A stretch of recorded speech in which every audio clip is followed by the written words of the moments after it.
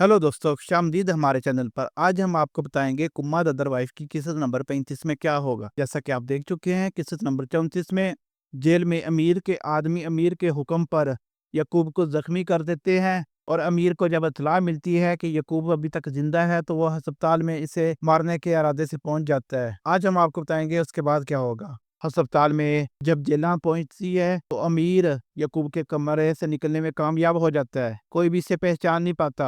Police जेला को यकूब से मिलने से रोकना चाहती है, लेकिन करण इजाजत ले लेता है। जेला बाई को देखते ही रोने लगती है। उधर अमीर खामोशी से कराम और करण के करीब से गुजरता है, मगर कोई इसे नहीं पहचानता। वो छुपकर इसकी गुफ्तगू सुनता है। करण कहता है कि सब कुछ ये ज़ाहिर कर रहा है कि यकूब जख्मी है, लेकिन मुझे यकीन नहीं हो सकता। ये सब एक ड्रामा हो ताकि हमें धोखा दिया जा सके। करम सोच में पड़ जाता है। जेला बाई के पास खड़ी रोते हुए कहती है कि यह सब मेरी गलती है, मैंने जज्बात का साथ दिया। पुलिस इसे बाहर ले जाती है। जेला तड़प कर कहती है कि मेरा भाई कभी खुद को नुकसान नहीं पहचान सकता। इसने कहा था कि कोई अंदर से इसे देख रहा है। इसे डर लग रहा था और इसने पता भी लगा लिया था कि ये सिली की जान किसने ली है। कराम गुस्से में चीखता है, बस करो जेला। करण इसे दिलासा देता है और जेला को संभालता है। अमीर दूर से ये सब सुनता है। इसी दौरान एक डॉक्टर नर्स को हिदायत देता है कि यकूब को दवा दी जाए। अमीर मौका गनीमत जानकर नर्स से टकरा जाता है और दवाई बदल देता है। नर्स अनजाने में यकूब को गलत दवाई दे देती है। अमीर खुश होकर सीमा को पैगाम देता है, फिक्र ना करो, अब यकूब कभी सच नहीं बोलेगा, हम महफूज है। करम और जेला आपस में बात करते हैं। जेला कहती है कि मेरा भाई जरूर सच बताएगा।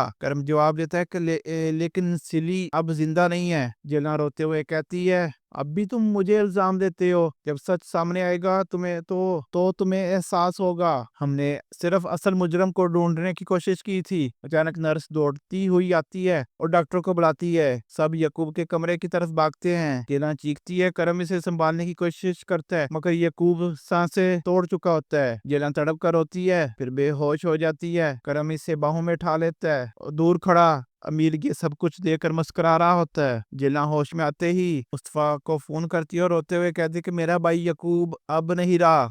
उधर हवेली में करम कुदरत को इत्तला देता है कि यकूब मर गया है। सीमा ये खबर सुनती है और खुशी छिपाने की कोशिश करती है। वो दिखावे के साथ कहती है, माँ अब सिली का इंसाफ पूरा हो गया। लेकिन अंदर ही अंदर वो अमीर के इस काम पर बहुत खुश होती है। दूसरी तरफ अस्पताल में डॉक्टर जेला को एक नशावर दवा देता है, इससे वो कुछ देर आराम कर सके। करम इसके करीब बैठा आस्था से कहता है कि मुझे छोड़कर मत जाना। कमरे के बाहर कराम के दोस्त करण को शक होता है। वो कहता है कि यकूब की मौत में कुछ अजीब है, मैंने तहकीक का हुक्म दिया है। करम खामोश रहता है। नरस दूर से देखती है कि अमीर आता है और करम के करीब जाने की कोशिश करता है। करम गुस्से में इसे दीवार से लगाता है और धमकी देता है कि मेरे सामने मत आना अमीर। अमीर बिना शर्मिंदा हुए कहता है कि मैं तो सिर्फ मदद करना चाहता था। कराम का दोस्त करण उसे काबू करने की कोशिश करता है, मगर करण का गुस्सा कम नहीं होता। इसी दौरान जिन्ना ख्वाब में देखती है कि वो बाई को ढूंढते हुए पानी में डूब रही है और करम इसे बचाकर पानी से बाहर निकाल रहा है। अचानक इसकी तबीयत मजीद बिगड़ जाती है। वो चीख कर बाई को पुकारती है। करम बहुत परेशान हो जाता है और इसी दौरान वो डॉक्टर को बुलाता है कि आकर जिन्ना को देखे किसे क्या हो गया है।